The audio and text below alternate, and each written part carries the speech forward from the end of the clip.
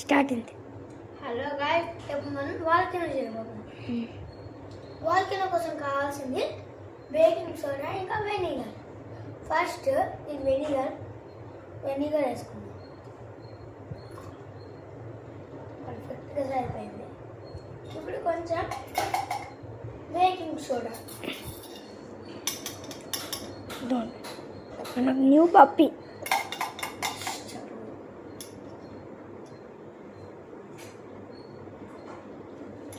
చూడండి చూడండి ఇప్పుడు వాల్కెనో వాలుకొని